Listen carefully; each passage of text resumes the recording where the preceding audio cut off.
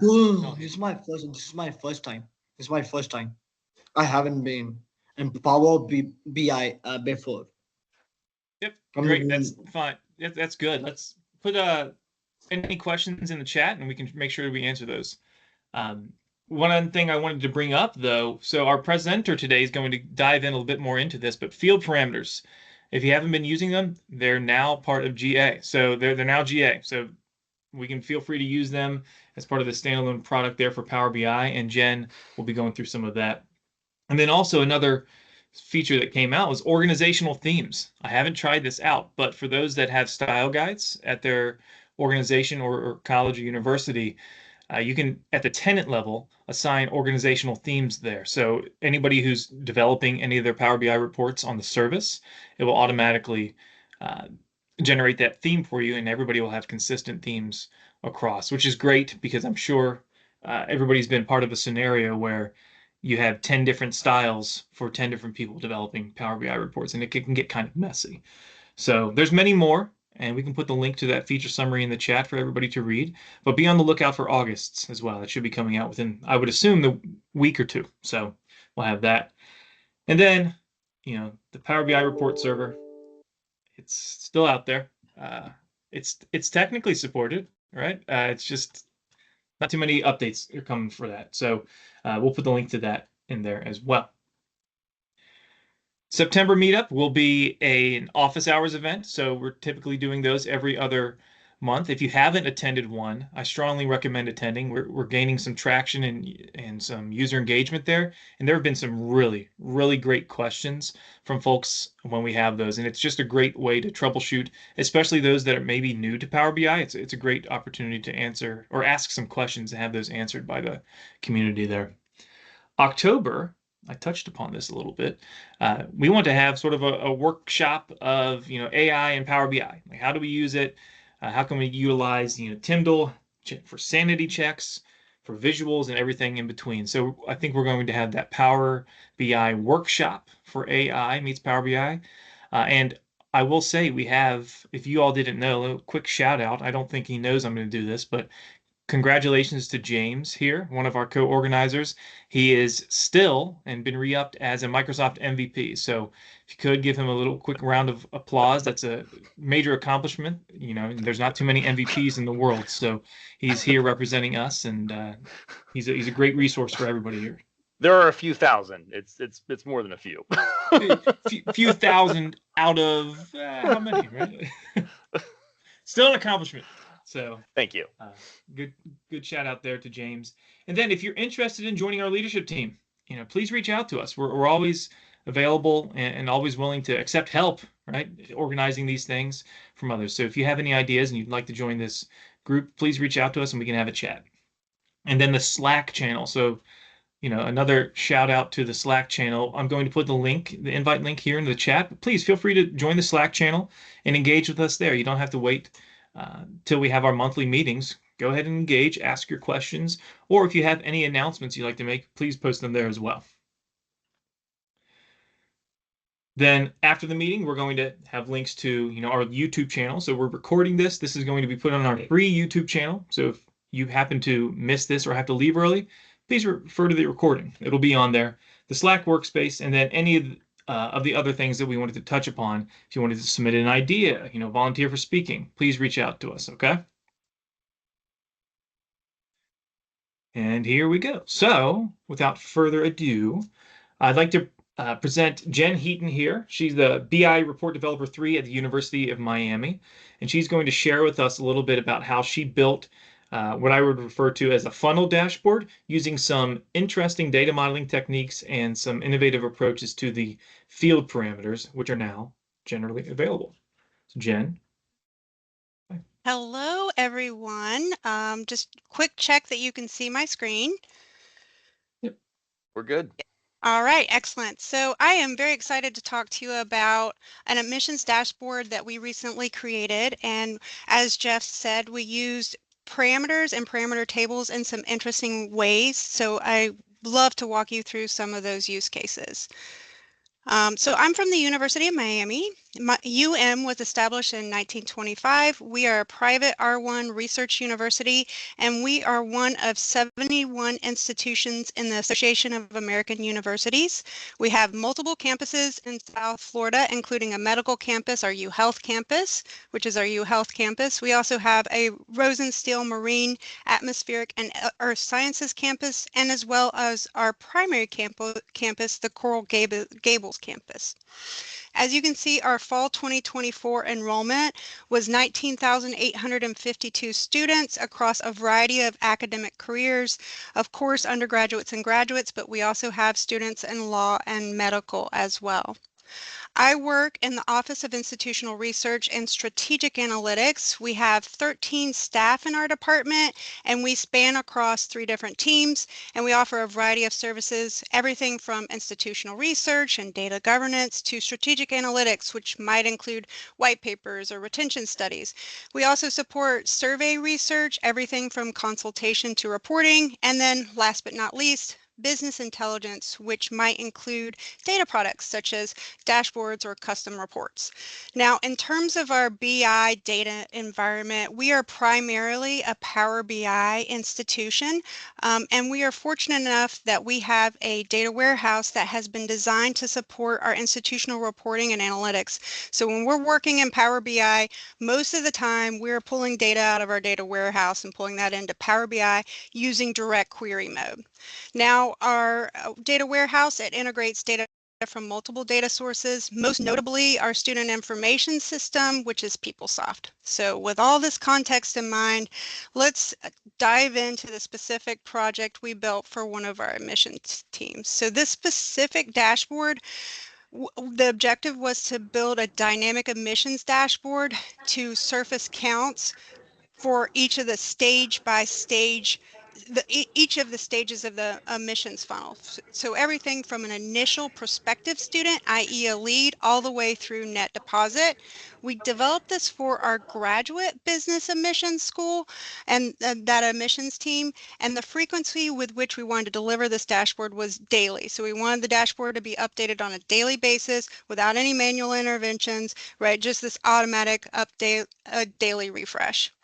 And finally, we had quite a set of requirements. So again, showing this stage by stage volume of counts. So we were looking at stages of prospective students, so i.e. leads, counts for initiated applications, counts for completed applications, our admits, our gross deposits, as well as our net deposits. Those were our stages of the admissions funnel. And we want to be able to view these metrics at both an aggregate level as well as a program specific level and show how these counts had changed over time. And then finally, one of our requests was to be able to look at an upcoming admit term and look at the metrics for that admit term and be able to compare them to the same term in the previous cycle, essentially a point in time type of view.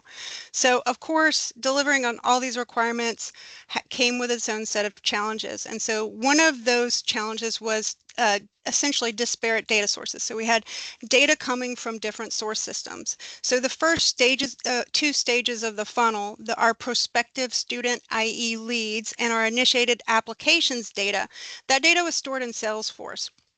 And then the rest of the funnel, our completed applications and admissions decisions, that data was stored in PeopleSoft. So we needed to be able to bridge these 2 source systems in Power BI and understand if there were any data inconsistencies and handle those. So that leads us to the actual data modeling piece. So we did have to create a bridge table in our data model, and our data model was a composite model in Power BI. So this is essentially when you combine different storage types, and in our case specifically, we were combining import mode with direct query mode. So our Salesforce data we were connecting to via an API, that's essentially import mode, and our data warehouse data from PeopleSoft, we were required to use direct query access, and that has to do with our implementation of security. So when you're working with direct query, one thing you want to do is you want to push all your data transformations as much as you can back to the data source. So in our case, we're writing SQL up against a data warehouse.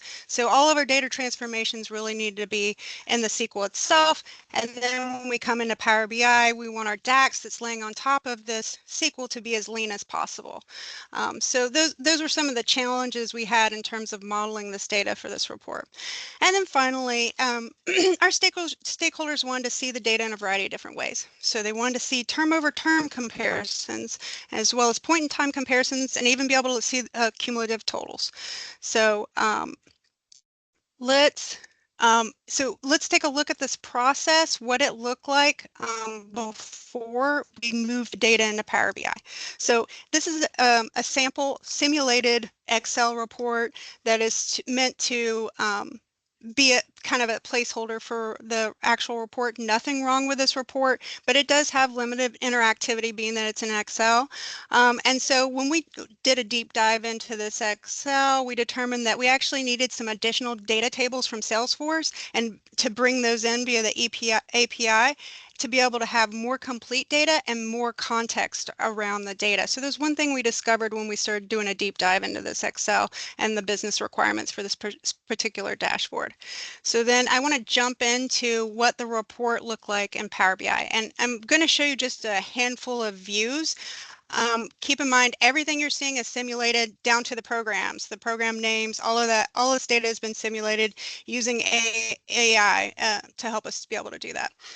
So the first view is the multi-term view, term overview by program. So we surface a handful of filters. One of them is term season. So be able to filter to specific term seasons like fall, spring, or summer. Users can drill down to a specific emit term, a plan type, or even to the program level. So here on the left, we have the list of academic programs. Oh, sorry about that.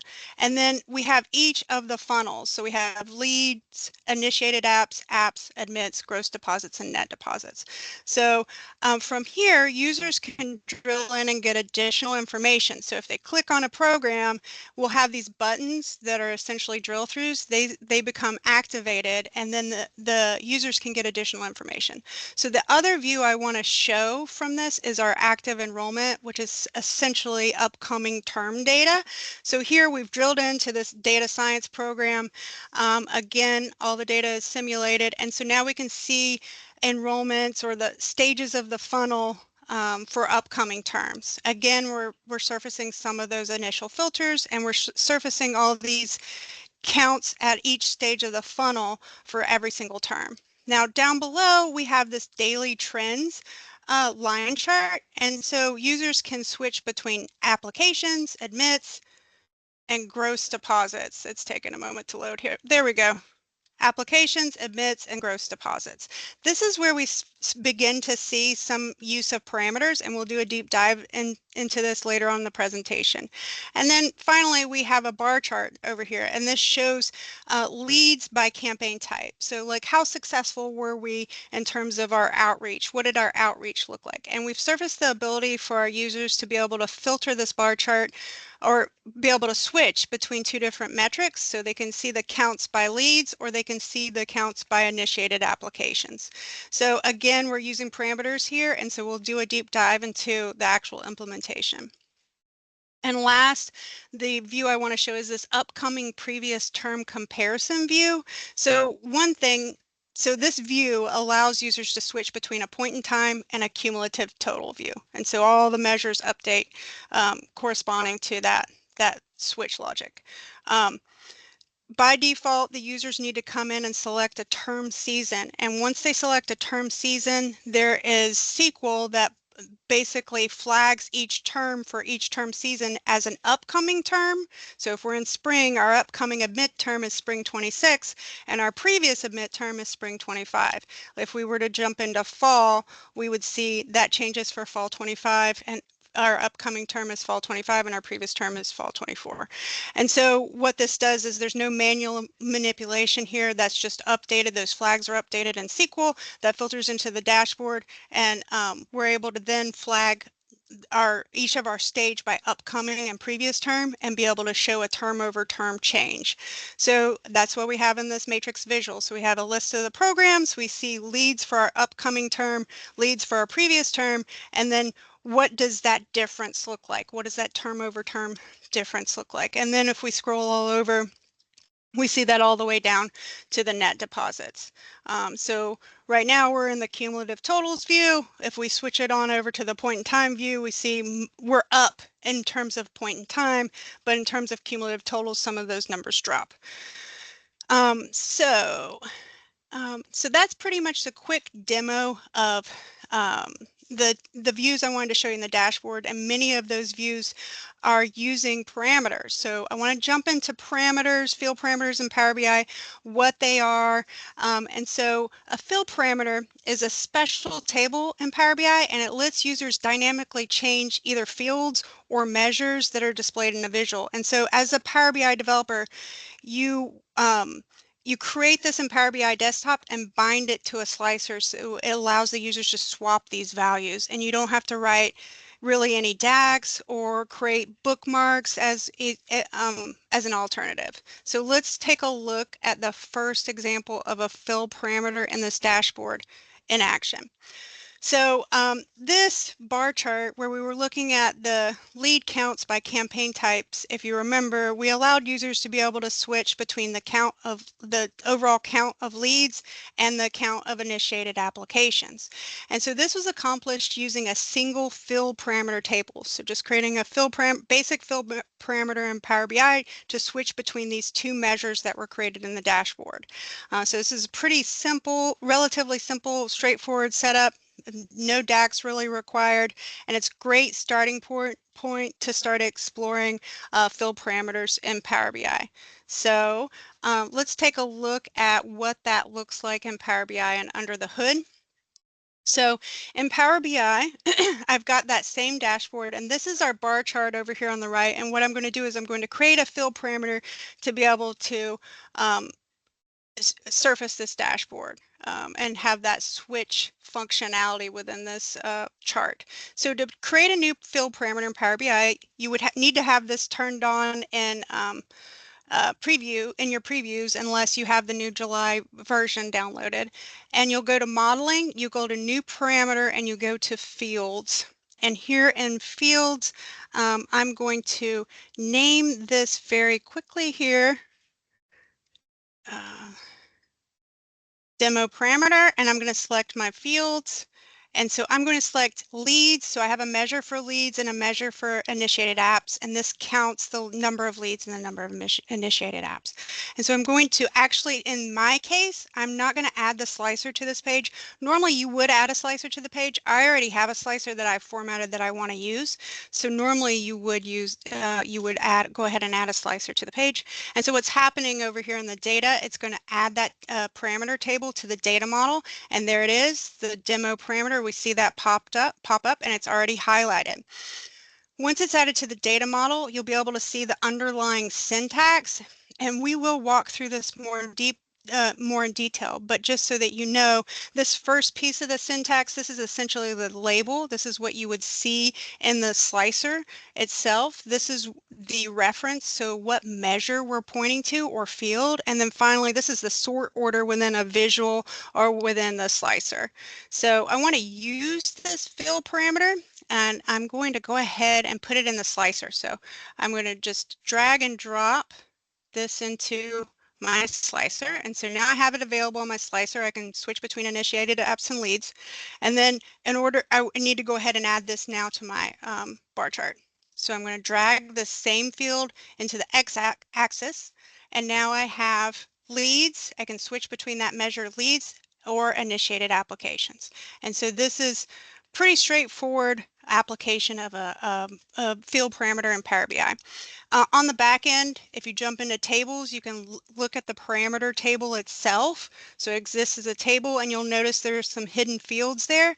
So let's talk through what the actual syntax for this, and go to the next slide. So As I stated, the stuff in quotes, the text in quotes, this is your label. This is what shows up in the slicer and the parameter table that's going to come in as the first field. And then you have the next piece of that syntax is the field reference. So this is a DAX function that points to the actual column or measure, tells Power BI which field to use when we select a value in that slicer. And so this is that second column here. And then thirdly, we have an order. So you can go in and alter that syntax and change the order of your values if needed.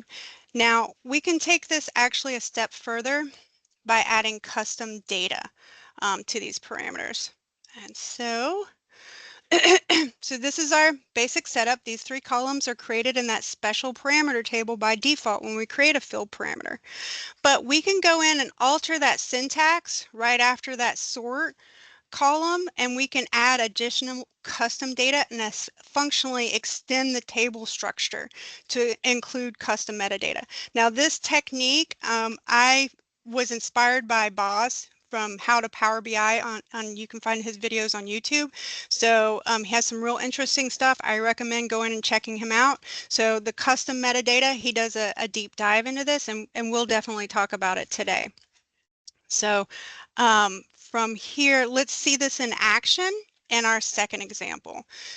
So the second example of using parameters is this daily trends table. And so this daily trends table, users can select between applications, admits, and gross deposits. And so in the data model, we basically have, it's wider. We have fields for like a flag for applications, a flag for admits, and a flag for deposits. And then we have application date and admit date and gross deposit date. So effectively what we have is we need to be able to switch on both the x-axis and the y-axis. So using BOSS, the approach from BOSS on How to Power BI, adding this custom metadata, we can add custom metadata to the parameter tables themselves and then create a helper table in Power BI and be able to control two parameter tables simultaneously at once with one slicer coming from that helper table. So this, you know, there's not a lot of DAX here, and you're not using bookmarks. You're still able to like surface one chart, but have multiple views in that chart. So let's jump into Power BI, and I want to show you how to do that. So demo 2, here we have the line chart, and I've already went ahead and I created the parameters, the parameter tables. So our first parameter is for the dates portion. So if we take a look at the measures, we can see this is coming from a field, most recent applied date, most recent admit date, most recent gross deposit date. So these are separate fields in the data model. So I've loaded them into a parameter, and I've called that demo dates. And for this line chart, I'm going to go ahead and put this on the x-axis. And then let's take a look at our metrics parameter. So I have measures here for the number of applications, the number of admits, and a number of gross deposits.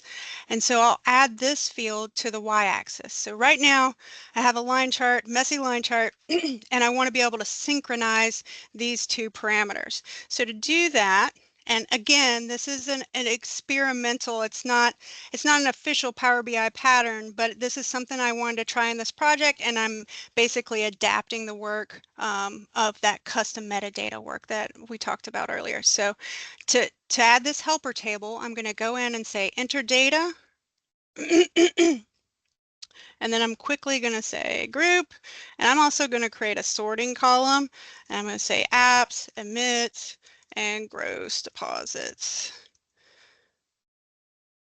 And okay, and I'm going to call this to demo helper. And so I'm going to load that into my data model.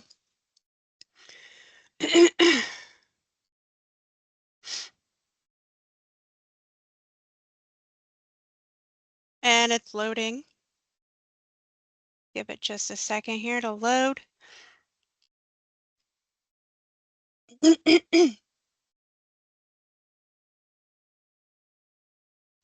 Working on it. Okay, so we see it coming into our data model, and the next step of this is to jump into the table view and go add some custom data to these parameter tables. So to add custom data to these parameter tables, I'm just going to jump in here where we have the order, essentially the sort order column. I'm going to add a comma, and then I'm just going to add apps, right? I'm just going to add the actual value that I need there. So this is admits, and then finally, gross deposits. Hey Jen, when you're working in the DAX window like that, would you mind using the magnification feature, like you know, holding control and scrolling on your mouse to blow it up a little bit to make it a little easier for people to see? Yeah, I don't know if I can. Oh, here we go. Yep, Good. there you go. Thank you. Yep. Perfect. That's great. All right, great. All right, and so then here, once we do that and we create these extra, essentially an extra column, what happens is that Power BI will extend this parameter table, and you can just double click and rename the column. And so the same thing we'll need to do for the metrics. And let's see, we are zoomed in. Okay, so I'm going to hit a comma and then apps and admits and gross. Oh, okay. And again, Power BI is going to create that extended column. If I double click in here, I can rename that. Now that I have my metadata for my two parameter tables, I can jump into model view, and I love creating new layouts so I can really zoom in on the work I'm doing here. So I'm going to drag and drop these specific tables onto the canvas, and then I'm going to use my helper table to create relationships to that custom metadata that I just created. Right, so then now I use my helper table, create the first relationship, and then I'm going to do the same thing to the second relationship, to the second parameter table. And jumping back into Power BI, if I add this to now a slicer, the group field from my helper table, now my slicer will slice and change the axes based on the data that is provided here. And so that is a quick, relatively quick demo of linking parameter tables, the ability to link parameter tables in Power BI. Okay, so now for the more complex example, and we won't go into all the linking for this example, but I do want to show you a couple points here. So first and foremost, as we stated before, we can switch views between a point in time view and a cumulative total view. And so what happens is this is a matrix visual, and essentially there are parameters for every single column. And so what I did was link these together using a helper table and create relationships here. So let's dive into the Power BI and take a look at some of that. So first and foremost, if we get over here to the data model, so I have a data model specifically for these parameter tables. So these are all parameter tables. So as you can see here, they're pointing to different measures, and then there's custom metadata that we're using to link up to a helper table. So if we take a look at this helper table briefly, I just want to show you here in this helper table, there's the value that we use to create the relationship. I have sort order. I'm even using, like, I added my own custom labels and a display value. And this is being used in the final version of the dashboard to be able to create these custom filter-like buttons. So there's a lot that you can do in these little helper tables to help you with design in the dashboard. Anyway, so I want to jump into the matrix visual. I've added a couple parameters here. So I have the upcoming term parameter, previous term parameter, and there's a term over term parameter. And so some of the formatting that you saw there, I just want to point out what I did. I went in under cell elements and I added data bars to some of these. So if I add some data bars here, you're going to see these display, but I want to point out what you're doing when you use these parameters is Power BI is pointing to separate measures. So if I switch over to cumulative totals, that formatting does not hold because now essentially I'm displaying new measures. So again, if I wanted that formatted for both views, I would need to come in here and add that formatting specifically. Another thing to note, the name of these columns didn't change, and that has to do with how I set up the parameter tables. So notice in my label, I'm using the same label here. You wouldn't normally do that. This is a special circumstance. I think in most cases you're going to have distinct labels, but in this particular case, when you're filtering between or when you're switching between the two different views, the columns are not going to switch their name. So, and then finally, I wanted to show very quickly here, hopefully very quickly, the term over term formatting. So that's also under the cell elements. So I did there is turn on font color essentially. And there's DAX that calculates that measure. So then I use the Unicode character to be able to identify whether the counts have gone up or gone down. So I'm not really doing any math at this point. Well, if I can get it to copy and paste, there we go. And then one more, go and contain and okay. All right. And so then you'll see the color portion of this layered onto the term over term apps. Again, because we're using the parameter and we're switching measures, if you switch the view here, you will not, you will have to update that formatting. And so that will apply even for other uses of parameters. So if you were to put a parameter in a legend, for instance, that same the need to update the format at the measure level or the field level will still pertain. So, okay, so there's one more example of using parameters that didn't actually make it to our production dashboard, but it's a simple trick that I want to show you, and it'll give you more control over parameters and the having these different views in your charts. So, what I've showed you up until this point, for the most part, is using parameters to switch between different measures. But I think a pretty common use would be a common use for field parameters, especially in IR, would to switch between like categorical variables, such like demographics. So for instance, you may want to see a stacked bar chart of enrollment counts and want to be able to see that by first generation status, or switch it to gender, all within the same chart. You can use parameters to control that type of behavior. So I'm going to show you in this specific dashboard how we would use basically a categorical switch to control a legend. So I've created a parameter here. Let's see if I can zoom in again. Perfect. I've created a parameter here. I've used just term season and a midterm as examples. And so I'm going to drop that parameter into the slicer. Here we go. And then, so it does nothing yet because I've got to add it to the bar chart. So the bar chart that I'm looking at right now, it has campaign type on the y-axis, and this is a measure leads on the x-axis. So I want to change the legend and want to be able to do a switch on the legend. So here, now that I've dropped my parameter in, we can look at the segmentation by midterm or by term season. Same thing here, because you're basically switching between two different measures. You can control the legends, so I can go in and edit the legend for a midterm if I wanted to and make changes, and then those changes of course don't apply to the other measures, so I can go in and change formatting for the other measure if I wanted to. So another thing though I want to point out is when you implement this type of functionality, by default you can't just have an overall count, right? You can't remove the segmentation. That's not part of the parameter. But a little trick you can do is you can create a blank measure, and I've done that here in the dashboard, and you just create a blank measure and point to it and pull it into your parameter. And so if I make that change here in the DAX, we can take a look at what that looks like now in the chart once it loads it in.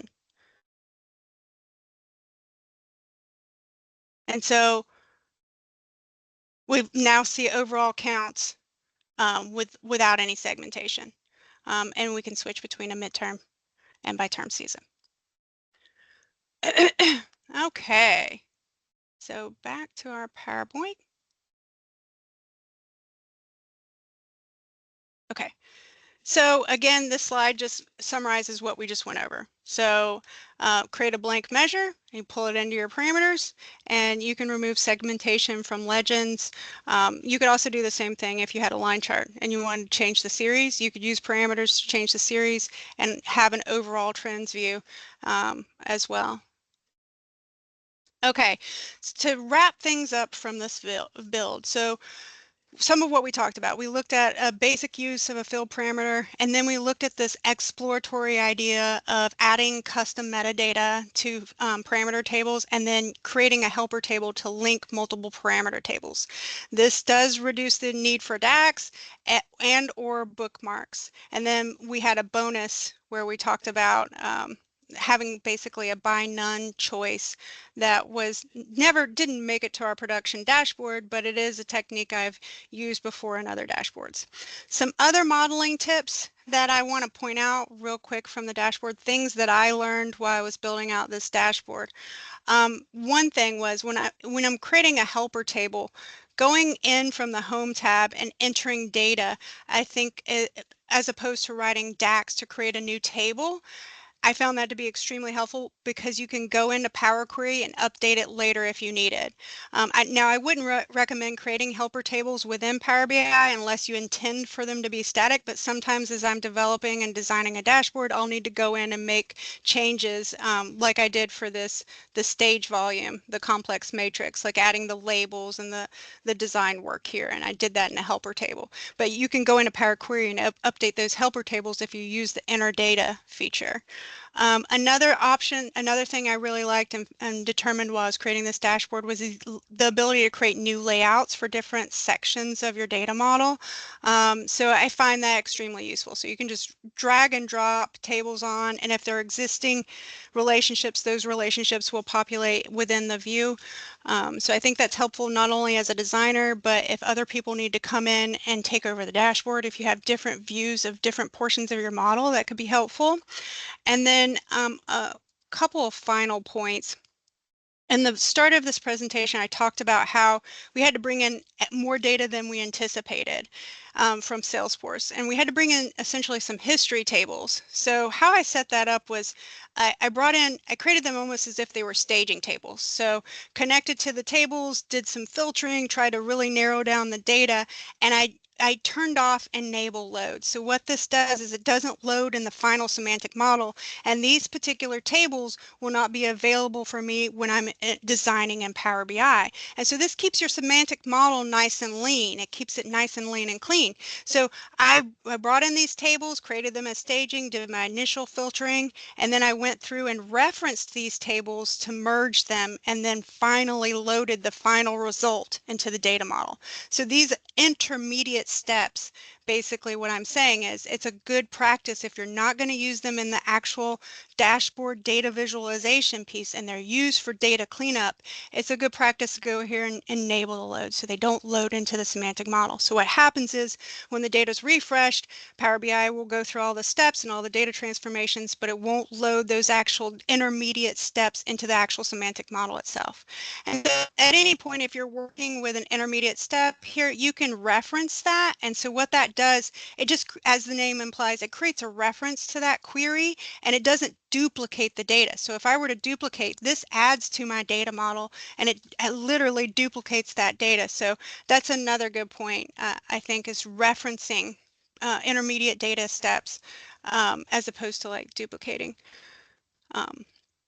There. So if I were to go into my data model, those staging tables I was talking about and the merge table, that does not exist over here in view. It's only in Power Query because those are intermediate steps and I told it not to enable those in the load. So there were some other points and some things that I learned while I was building out the dashboard. And so what do we have on the horizon for this project? So eventually I think we would want to move to a view like this. where we're looking at a certain number of days prior to the term's start date and being able to surface the applications, emits, and deposits. And again, all of this is just simulated data. So right now we've got some new data integrations coming on. So we're looking forward to see how we can potentially restructure the data, maybe do some more pivoting, etc. And hopefully build out a view similar to this.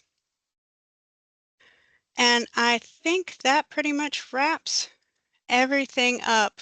Are there any questions, comments?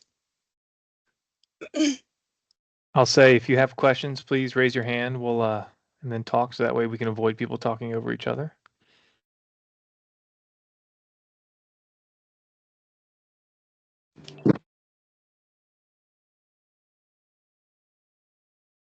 I don't have a question, Jen, but there's been a lot. You haven't read the chat because you haven't had time, but there's been a lot of complimentary comments around your presentation and the complexity for your parameters. So kudos to you. I do have a question. Yeah. How long from start to finish? Like, what was your design process for this? What made you stumble upon using parameters in this manner? Oh, so when field parameters came out, I just started experimenting with them. I thought, I absolutely love field parameters. So before this dashboard, I had tried to experiment with mapping different parameters and other scenarios, but I didn't know about the custom metadata piece. I didn't know that you could tack on extra data to a field parameter table. So the person I mentioned, Boz, who has the how-to Power BI, I watched this video, My 3 Secrets to Power BI Parameters, which I'll say you'll get some really good ideas if you go watch that video. In that video, he showed the custom metadata. I was like, oh, this makes it super easy to be able to map. But to answer your question, I'm still experimenting with it and like, what's the best use case to link up parameter tables versus going in and restructuring the data or writing DAX or creating a bookmark. So I'm still experimenting with that. I've had some use cases where I'm creating more complicated designs that required grouping measures. And again, that approach seems to work. Like anytime you need to group multiple measures, it seems like creating a helper table and adding that custom data allows you to do that. Yeah, so. Yeah. Oh, you got the link in there. Great, thanks.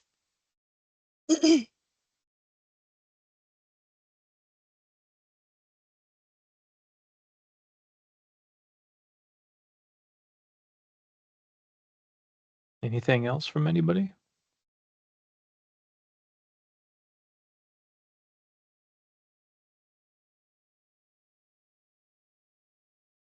Three, two, one. Okay. Yeah, Thanks. I have a question. How ahead, can we be go ahead, an incredible rock star like you?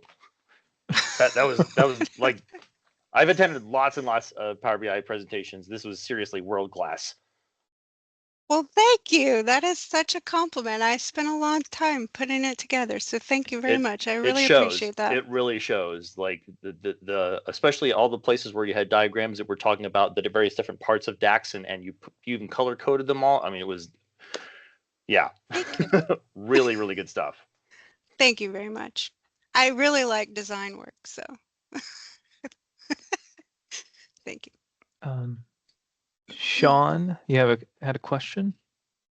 Yeah, thanks. Great presentation. And I was just wondering, you had mentioned about doing as much as you can upstream. So I'm wondering what you did with SQL in terms of pre-aggregation or anything like that before you brought it into Power Query and Power BI. That's a good question. So let me, I'm not sharing my screen anymore, am I? Let me jump into this demo dashboard. So let's see if I have a good example here. All I have is the all tables view. Oh, this is good. Here, we can kind of see it here. Okay, so the model was complicated. So essentially, because we wanted to have that cumulative and that point in time view, I had to do some things. I focused really on the direct query piece. So I wrote SQL for the point in time view specifically. So, and the intention was I'm not going to force DAX to do the work. I don't want Power BI to do the work. So I put all the work into SQL. And so that's why you see these different measures for the point in time view and the cumulative view. They're actually coming from different queries. And the same thing for the cumulative view. So the SQL is picking up the point in time record based on the date. From our data warehouse. And then for cumulative, same thing. What record do we want from the student level? It's picking that up and bringing it in. So what happens there is the data transformations are in SQL, and then whereas Salesforce, that's coming in from the API. So I felt more free to write my DAX measures on top of Salesforce. But over here with direct query, I wanted to be very careful about the DAX that I used here. So let's see if I have a quick measure that I can take a look at. Point in time. So let's look at, let's just look at this real quick. So essentially it's just quick sum, right? There is a little bit of filtering for this upcoming term, but that was the extent of it. And so with us, we do, being in direct query mode, we find getting the performance down to be pretty difficult because again, we're not doing row level security within Power BI itself. Our security is handled in the data warehouse. So we have to be very careful about our SQL queries and structuring those and bringing that into Power BI and being lean with the DAX anytime we're setting that DAX on top of a SQL query. So there's that. And then there is a term table. Let's see if I have it in the, I think I might have it in the, let's see if I can show this real quick. So in terms of the, so in terms of the being able to flag an upcoming term or a previous term, that was all in SQL. So essentially just looking at our term table and looking at term begin dates and flagging, oh, pulling in the upcoming term and then this union to a previous term.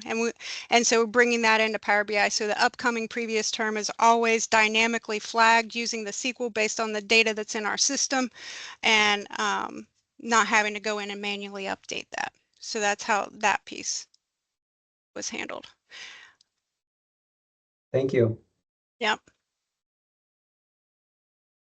And then I know, Emil, you have your hand up, but two quick questions came in. Sunil, so is there any process did you follow to how to get to the final product? So I think you sort of answered that somewhat with my question around the design process, but if you wanted to expand any more, Jen, go ahead. So I guess I think there are people that everyone thinks differently. And so my approach to design work is I try to focus on the requirements, and I might have some ideas in my head, but I like to prototype things. And so there were other actual prototyped views that I didn't show here. And some of those were shared with a stakeholder. They didn't make it to production, but I'm more iterative in my work. In other words, I won't sit down and have an exact plan for how a dashboard will turn out.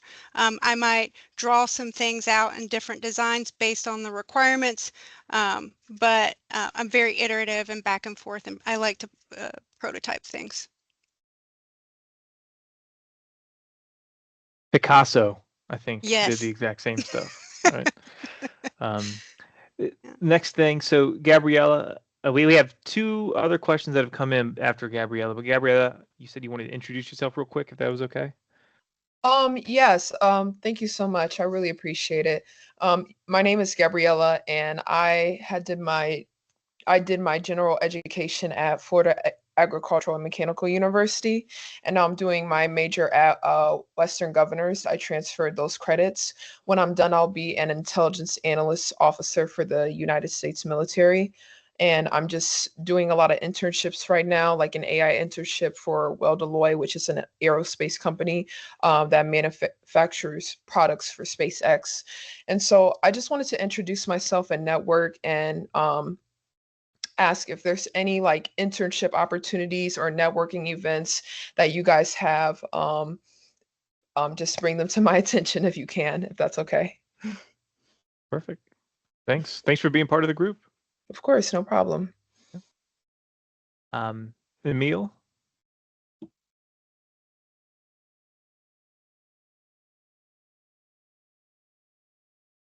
If you're speaking, we can't hear you.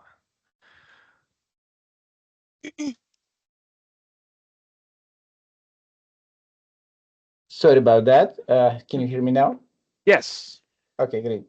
Sorry. So yeah, I was just wondering if you had an opportunity to work with Microsoft Fabric, like in general, preparing data, loading data, and managing data and everything. Not for this particular project. Yeah. So all the work was done in SQL and desktop and just pushed up to a basic pro workspace.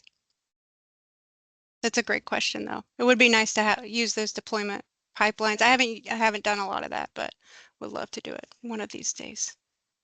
Just goes to show you how even with just a pro workspace, there's so many things you can do with it that you don't even premium isn't even required for a lot of the most impressive things about Power BI. Agreed.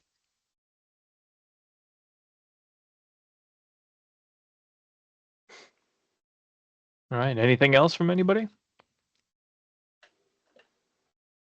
Thank you all for having me. I just want to say real quick, and thank you for watching my presentation, for all the compliments. I really appreciate it, and I'm glad to be here. Thank you. Awesome. Yeah, it's fantastic. Thank you. Yes. Thanks, Jen, for sharing your experience, your thoughts and everything. I think everybody learned a lot today, and also probably missed a lot too, because there was a ton of information jam-packed into that presentation, which is great. So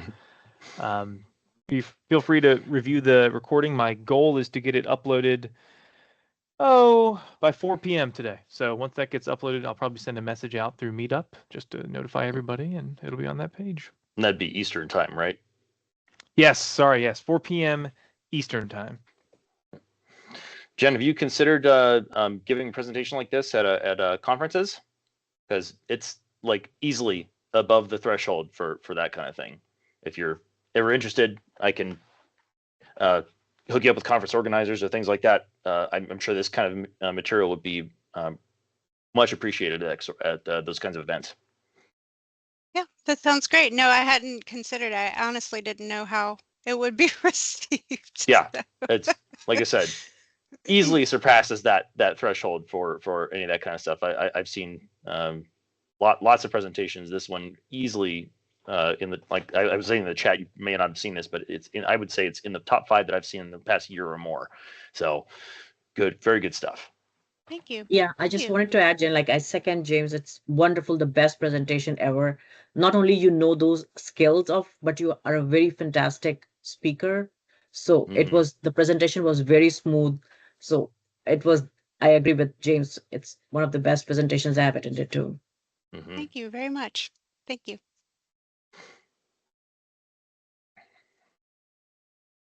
All right. Awesome. All right. 3 minutes to spare. Thank you all. Thanks, Jen. Big time kudos to you.